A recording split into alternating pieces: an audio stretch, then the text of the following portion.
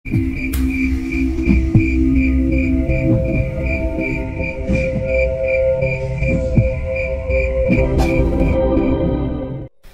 di saat pertama kali kami menginjakan kaki di Jakarta, pada saat itu Mama mengabarkan kalau dirinya dalam keadaan hamil. Dan akhirnya Mama pun melahirkan seorang adik perempuan bagiku yang bernama Endah. Dan setelah proses kelahiran Endah tersebut, berbagai macam keberuntungan seperti memayungi kehidupan kami di Jakarta. Dan kini, di saat perpindahan kami ke rumah yang baru, Mama pun kembali mengabarkan kalau dirinya dalam keadaan hamil. Entah apakah ini sebuah kebetulan saja, ataukah ini memang sebuah pertanda dari Tuhan yang memberikan sinyal positif akan adanya perbaikan dalam perekonomian keluargaku yang kini sedang terpuruk ini.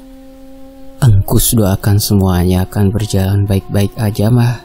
Tapi jujur aja, Engkus juga agak sedikit merasa khawatir juga dengan proses kehamilan Mama ini. Bukan apa-apa, biar bagaimanapun usia Mama sekarang ini adalah usia rentan untuk melahirkan, ucapku pelan seraya menatap wajah Mama.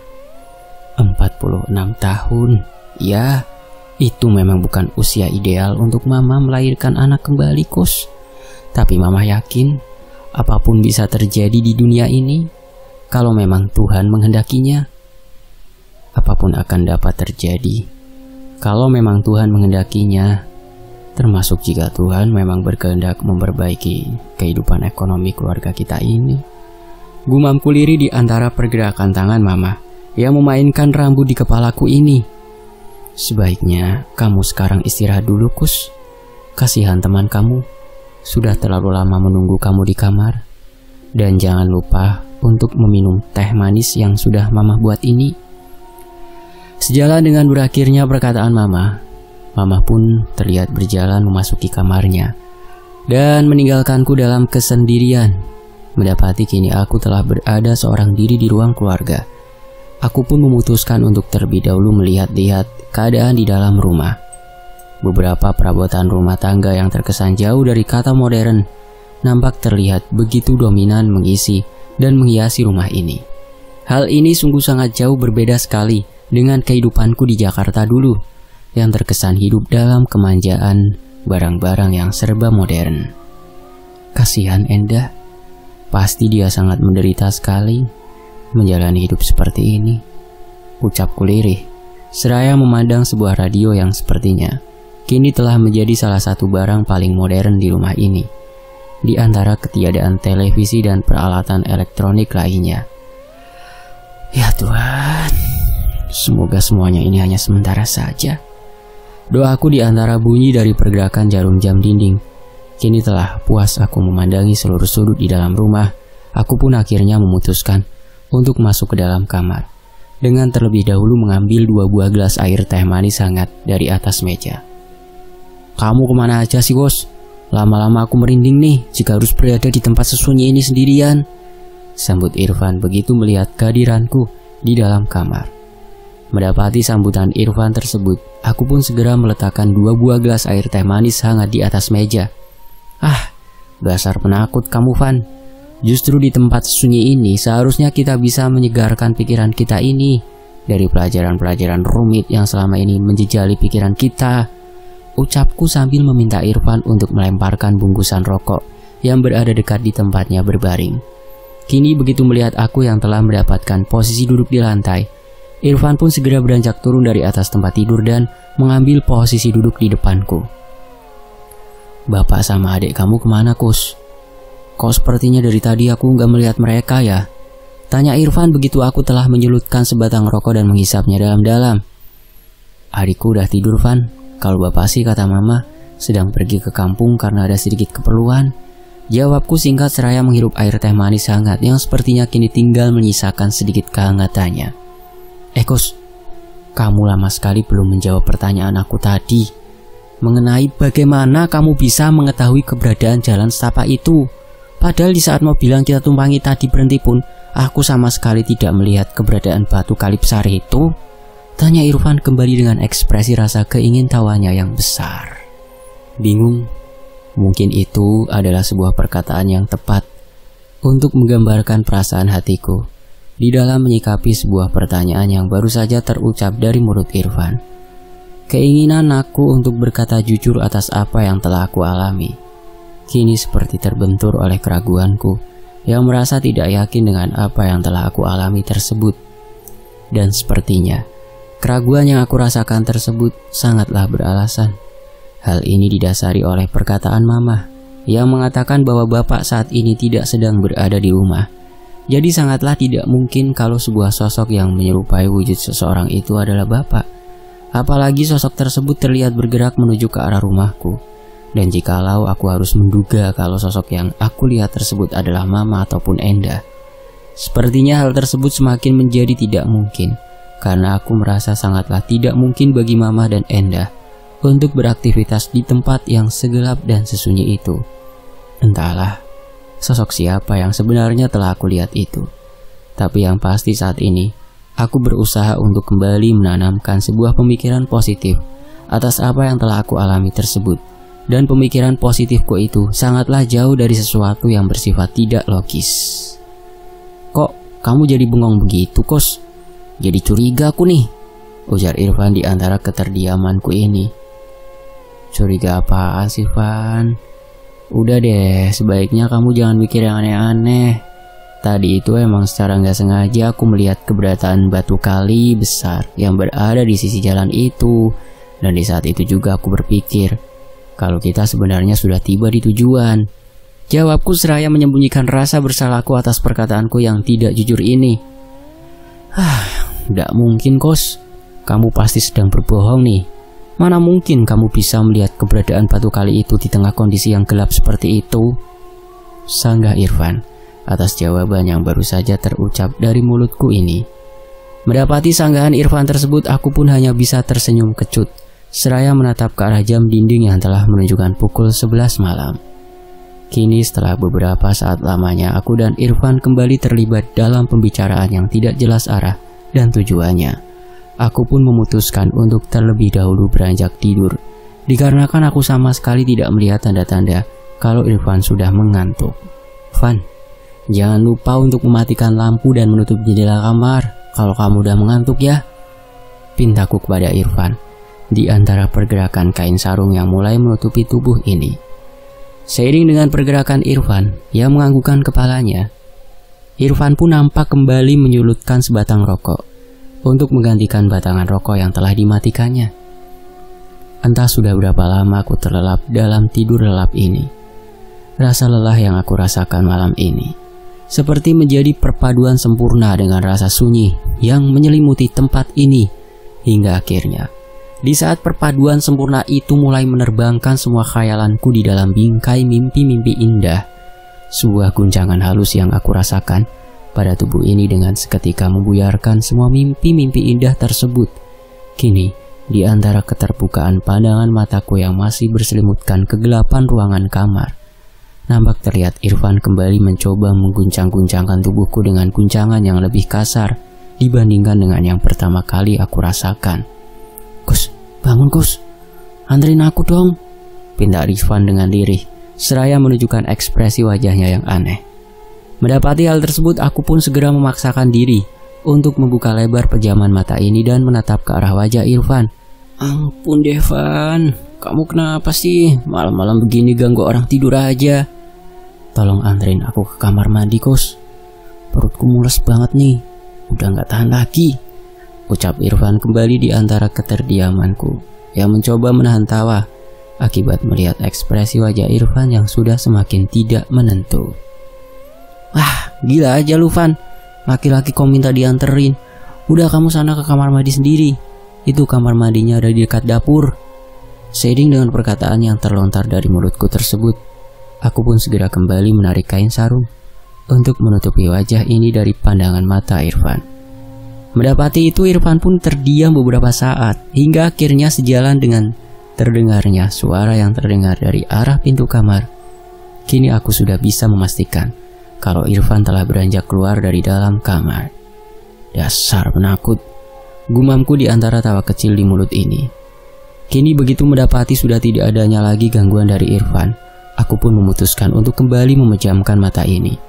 Tapi kini baru saja beberapa saat mata ini kembali terpejam. Sebuah goncangan kasar kembali aku rasakan pada tubuh ini.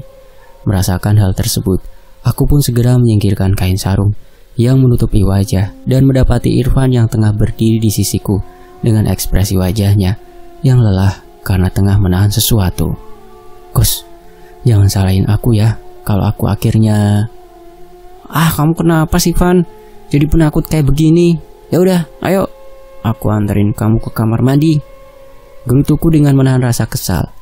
Kini begitu melihat aku yang telah beranjak dari tempat tidur dan berjalan keluar dari dalam kamar. Irfan pun segera mengikuti apa yang telah aku lakukan tersebut. Hingga akhirnya di saat langkah kakiku ini mulai terhenti tepat di depan pintu kamar mandi, aku pun mulai mengerti dengan alasan Irfan yang tidak jadi untuk memenuhi keinginannya untuk membuang hajat di kamar mandi. Nah, kamu udah lihat sendiri kan, Kus?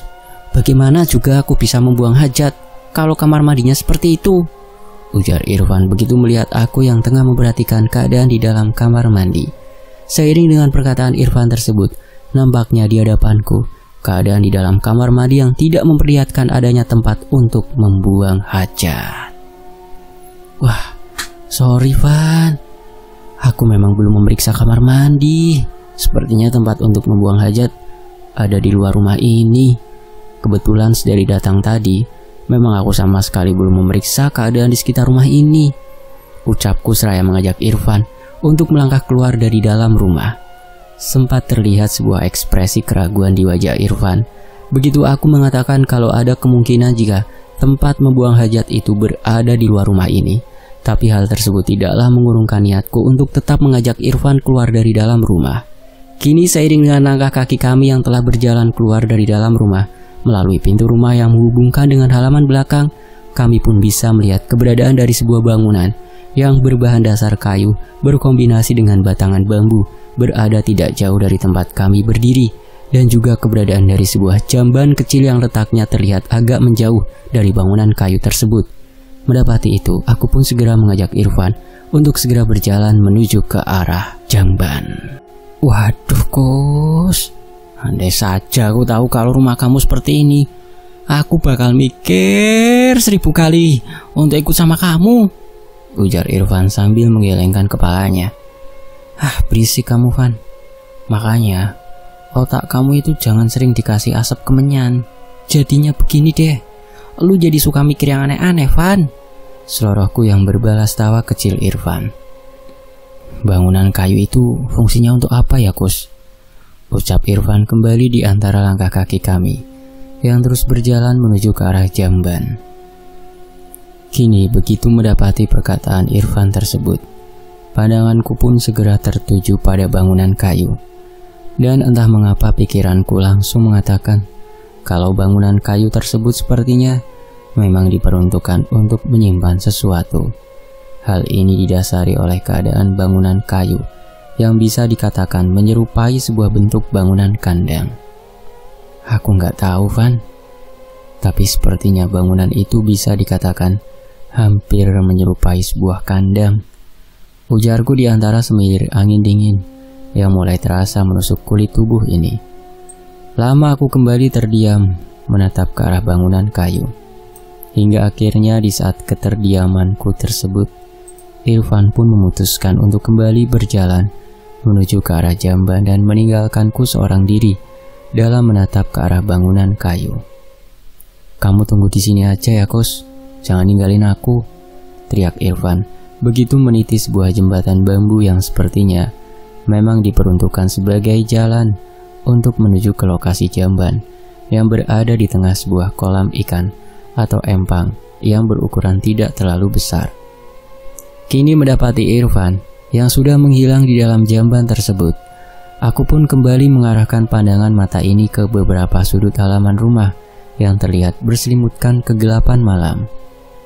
Apa sebenarnya yang melatar belakangi Bapak untuk membeli rumah di tempat yang sesunyi ini? Tanyaku dalam hati, seraya mengalihkan pandangan mata ini ke arah kolam ikan atau empang yang tepat berada di bawah jamban. Dan entah mengapa, di saat aku mengalihkan pandangan mata ini ke arah kolam atau empang tersebut, tiba-tiba aku merasakan adanya hembusan angin dingin yang terasa cukup kencang menerpaku dari arah belakang. Merasakan hal tersebut, aku pun segera mengalihkan kembali pandangan mata ini ke arah bangunan kayu, dengan terlebih dahulu memperhatikan beberapa sudut bagian dari halaman belakang. Dan di saat itulah, tanpa adanya sebuah kesengajaan, aku baru menyadari akan adanya keberadaan sebuah pohon beringin tua yang berada tidak jauh dari lokasi Irfan membuang hajatnya. Ya, sebuah pohon beringin tua yang jika aku harus menggambarkannya, adalah sebuah pohon beringin yang sepertinya memang telah berumur cukup tua. Hal ini ditandai dengan keberadaan dari urat-urat pohon yang terlihat besar menghiasi batang utama dari pohon beringin tersebut. Selain itu, usia tua dari pohon beringin tersebut semakin diperlihatkan dengan keberadaan beberapa serabut kasar yang terlihat jatuh menjuntai ke bawah di antara rimbunan daun yang menutupi cabang-cabang besar dari pohon beringin tersebut. Aneh, kok semuanya terlihat begitu tenang ya? Tanyaku dalam hati, begitu menyadari bahwa tidak ada satupun bagian dari pohon beringin tua itu yang terlihat terpengaruh oleh hembusan angin yang baru saja aku rasakan tadi. Kini, belum sempat aku mendapatkan jawaban atas pertanyaanku tersebut. Sebuah hembusan angin dingin kembali kurasakan menerpa tubuh ini. Dan untuk kali ini aku bisa memastikan kalau hembusan angin yang aku rasakan kali ini memang berasal dari arah depan. Hal ini ditandai dengan adanya pergerakan dari rimbunan daun yang menghiasi cabang-cabang besar dari pohon beringin tua. Kok perasaan aku jadi gak enak gini ya? Gumamku lirih di antara rasa dingin yang mulai menjalar di tengkuk ini. Untuk beberapa saat lamanya, aku kembali terdiam seraya mengarahkan pandangan mata ini ke arah rimbunan daun. Hingga akhirnya, di saat aku tidak melihat lagi adanya pergerakan daun dari rimbunan daun yang berada di pohon beringin tua tersebut, aku pun kembali dikejutkan dengan adanya hembusan angin dingin yang kembali menerpa tubuhku dari arah belakang. Tapi, untuk kali ini aku merasa bahwa hembusan angin dingin yang aku rasakan kali ini terasa sangat berbeda. Hal ini ditandai dengan kehadiran bau tidak sedap yang terasa begitu menusuk hidung ini. Dan bau busuk apa ini? Umpatku seraya menutup penciuman ini dengan telapak tangan. Tapi, belum sempat aku mendapatkan jawaban atas pertanyaan aku tersebut. Aku kembali dikejutkan dengan terdengarnya sebuah suara yang terdengar dari arah bangunan kayu. Dan entah mengapa, di saat aku mendengar suara tersebut, pikiranku langsung menghubungkan antara pergerakan yang terjadi di rimbunan daun pohon beringin tua dengan suara yang kini terdengar di bangunan kayu. Aku merasa semuanya itu terjadi seperti sebuah kesatuan yang saling berkaitan. Brengsek, apa sebenarnya yang sedang terjadi di sini? Ujarku dengan rasa kesal, karena mulai merasa tidak nyaman dengan keanehan-keanehan yang mulai silih berganti menghampiriku malam ini. Dan sepertinya suara yang kembali terdengar olehku malam ini telah cukup untuk menjadi puncak dari rasa keingintahuanku atas apa yang sebenarnya sedang terjadi. Kini, berbekal dengan sebuah pemikiran yang sangat jauh dari hal-hal yang berbau klinik, aku pun segera melangkahkan kaki ini secara perlahan ke arah bangunan kayu. Dan sepertinya seiring dengan irama langkah kakiku yang bergerak secara perlahan tersebut, keberadaanku yang mulai mendekati bangunan kayu kini seperti bersambut dengan aroma bau busuk yang terasa semakin menyengat, serta suara-suara aneh yang terdengar memecah keheningan malam. Aneh, kok suara itu seperti suara... Kini keinginanku untuk menuntaskan gumaman kecil yang terlontar dari mulut ini terpaksa aku urungkan begitu aku kembali mendengar sebuah suara parau dengan irama yang cukup panjang kembali terdengar dari arah bangunan kayu. Dan sepertinya apa yang telah aku dengar kali ini kini semakin menambah keyakinanku kalau apa yang telah aku dengar sebelumnya tadi adalah sebuah suara yang memang hampir menyerupai suara dari seekor hewan yang tengah meregang nyawanya. Lama aku kembali terdiam terpaku di antara irama langkah kaki ini yang kembali terhenti begitu menyisakan beberapa langkah lagi dari bangunan kayu. Keyakinanku yang semula begitu kuat akan adanya sebuah penjelasan yang logis atas apa yang tengah aku alami ini kini seperti mulai terkikis seiring dengan semakin kuatnya perasaan tidak enak di hatiku ini. Dan entah mengapa, seiring dengan perasaan tidak enak yang semakin menguat tersebut, aku merasakan seperti ada sesuatu yang bersifat negatif yang selalu mengiringi dan mengawasi setiap pergerakan yang aku lakukan. Bismillah, gumamku pelan di antara bayang-bayang ketidakpastian atas apa yang mungkin akan aku temui di dalam bangunan kayu, seiring dengan keputusanku yang memutuskan untuk kembali berjalan menuju ke arah bangunan kayu. Perasaan tidak enak yang sedari tadi telah aku rasakan, kini terasa semakin nyata. Hal ini ditandai dengan kehadiran hawa dingin yang semakin terasa menusuk kulit tubuh ini. Selain itu, aku juga merasakan kalau hawa dingin yang tengah aku rasakan kali ini kini telah membuat pergerakan dari langkah kakiku ini terasa semakin sulit untuk digerakkan. Ya Tuhan, kenapa bau busuk ini terasa semakin menyengat? Apa sebenarnya yang ada di dalam bangunan kayu ini? Ucapku di antara kesulitanku untuk bernafas, di antara aroma bau busuk yang tercium semakin menyengat. Hingga akhirnya, di saat langkah kakiku ini kini berhenti tepat di depan pintu bangunan kayu, aku pun kembali terdiam sejenak dengan pandangan menatap ke arah pintu bangunan kayu yang sepertinya terlihat tertutup rapat dengan sebuah batangan kayu kecil yang menjadi kunci dari pintu bangunan kayu tersebut. Kini di antara rasa ragu yang kembali menyelimuti pemikiranku ini, bayangan akan cerita menyeramkan yang selama ini aku dengar dari beberapa orang yang pernah bersentuhan dengan sesuatu yang gaib, kini telah berubah menjadi sesuatu yang bersifat negatif. Dan hal tersebut berimbas pada keraguanku untuk menggeser batangan kayu kecil yang menjadi kunci dari pintu kayu tersebut dari tempatnya. Kamu harus berani, Kus. Harus yakin. Apa yang akan kamu temui ini pasti gak akan seseram dengan apa yang ada di dalam pikiranmu itu. Gumamku di antara suara-suara aneh yang kembali terdengar jelas di telinga ini. Mendapati hal tersebut, terlintas kembali di antara keraguan yang tengah aku rasakan ini. Sebuah rasa keingintahuan atas apa yang mungkin ada di dalam bangunan kayu. Dan sepertinya rasa keingintahuanku tersebut kini telah memberikan aku sedikit celah keberanian untuk menggerakkan jari jemari tangan ini dalam menggeser batangan kayu kecil yang menjadi kunci pintu bangunan kayu tersebut dari tempatnya. Dan akhirnya seiring dengan bergesernya batangan kayu kecil tersebut dari tempatnya, aku pun mulai membuka pintu kayu tersebut secara perlahan. Brengsek, ini beneran gila. Bisa mati aku kalau terlalu lama menghirup udara seperti ini. Makiku begitu merasakan aroma bau busuk yang ikut menyeruak keluar dari dalam ruangan bangunan kayu. Kini di antara rasa nanar yang aku rasakan akibat dari terlalu banyaknya aku menghirup aroma bau busuk tersebut, aku pun kembali terdiam beberapa saat dalam pandangan terpaku menatap ke sisi bagian dalam dari bangunan kayu. Keinginanku untuk melihat secara jelas ke arah sisi dalam dari bangunan kayu kini terbentur oleh rasa nanar yang masih aku rasakan, serta kondisi gelap yang menyelimuti ruangan di dalam bangunan kayu.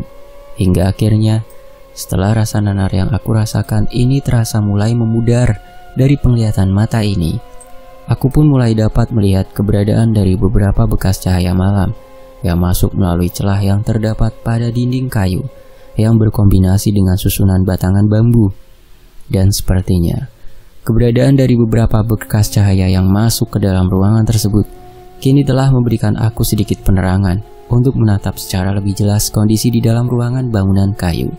Sungguh, andai saja saat ini aku menyadari kalau beberapa berkas cahaya yang memasuki ruangan di dalam bangunan kayu tersebut adalah salah satu bagian dari rencana Tuhan malam ini yang berkehendak agar aku dapat merasakan sebuah pengalaman pertama dari sesuatu yang bersifat irasional, mungkin aku akan lebih memilih untuk menutup kembali pintu bangunan kayu tersebut dibandingkan aku harus terdiam terpaku dalam menatap sesuatu yang kini terlihat mulai menampakkan wujudnya dari balik kegelapan. Astagfirullah, apa itu? Teriakku dengan suara tergagap begitu melihat sesuatu yang mulai berwujud dalam kegelapan. Dan kini di antara rasa terkejut yang mulai bercampur dengan rasa takut yang mendalam, aku bisa melihat adanya perwujudan dari beberapa ekor domba yang terbaring di tanah. Dan dari beberapa ekor tersebut, nampak beberapa di antaranya terlihat menggelepar-gelepar di tanah dengan kondisi layaknya seekor hewan yang tengah meregang nyawa.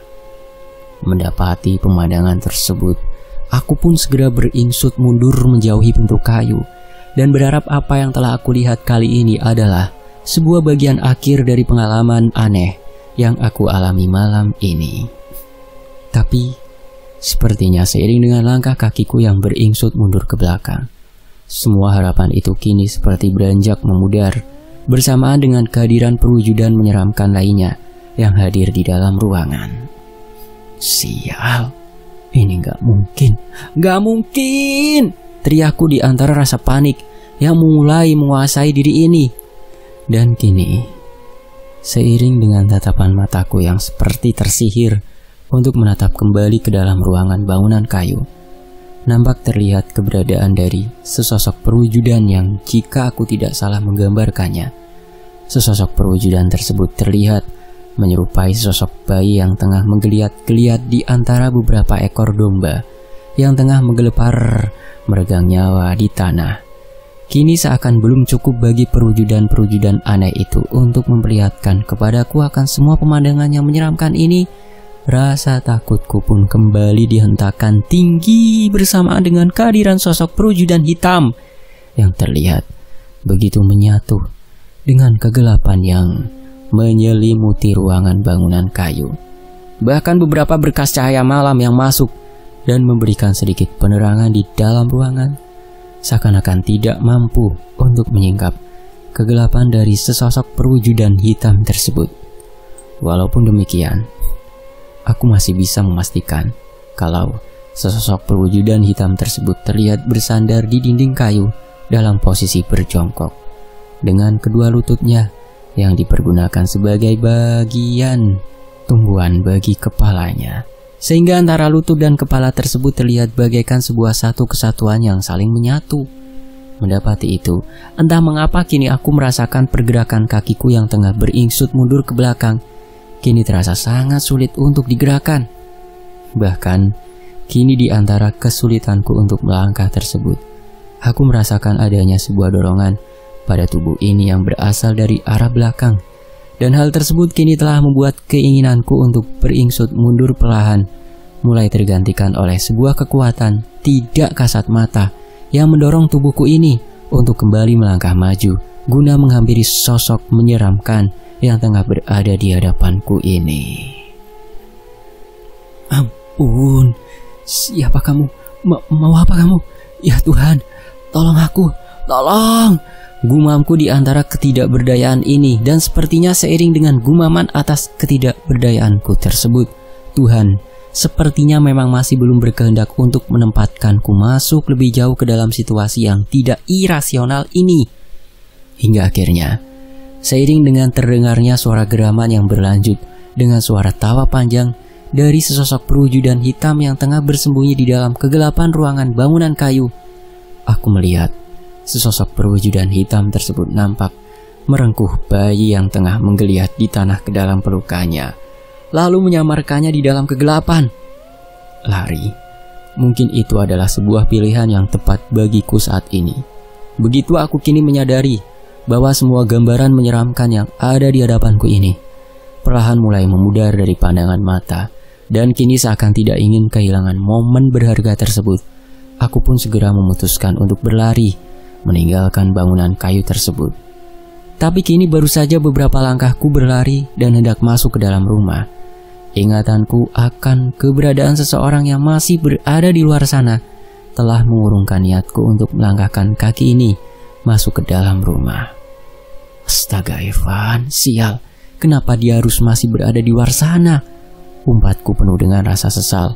Untuk beberapa saat lamanya, aku kembali terdiam di depan pintu rumah dengan pandangan lurus menatap ke arah jamban. Keinginanku untuk segera berjalan dan melihat keadaan Irfan yang mungkin masih berada di dalam jamban kini seperti terbentur oleh rasa takut yang masih menyelimuti pikiranku ini. Trek, trek. Apa yang harus aku lakukan? Gak mungkin aku meninggalkan Irfan di luar sana seorang diri. Gumamku dengan diri di antara suara-suara aneh yang kembali terdengar dari arah bangunan kayu. Kini di antara tatapan mata ini yang kembali mencuri pandangan ke arah bangunan kayu, nampak terlihat pergerakan dari pintu bangunan kayu yang bergerak membuka dan menutup dengan sendirinya. Mendapati itu, entah mengapa kini perasaanku mengatakan bahwa akan ada sesuatu yang lebih buruk yang akan kembali terjadi jika aku tidak segera melakukan sebuah tindakan apapun pada saat ini. Brengsek! Ini gak boleh terjadi. Aku harus melakukan sesuatu sebelum semuanya ini menjadi bertambah buruk. Sejalan dengan timbulnya kekhawatiranku akan keadaan Irfan saat ini, aku pun segera berlari kecil menuju ke arah jamban. Sempat terlintas di pikiranku ini untuk kembali mengarahkan pandangan mata ini ke arah bangunan kayu, tapi semuanya itu urung aku lakukan. Karena saat ini aku merasa hal terpenting yang harus aku lakukan adalah sesegera mungkin menemui Irfan dan mengajaknya keluar dari situasi yang menyeramkan ini. Irfan! Bersambung. Nantikan bagian berikutnya hanya di Fakta Sejarah. Demikianlah dari Metamorfosis dalam kisah Anakin. Terima kasih teman-teman. Saya pamit dulu ya. Mohon maaf kalau ada salah kata. Wassalamualaikum warahmatullahi wabarakatuh. Alhamdulillahirabbil alamin.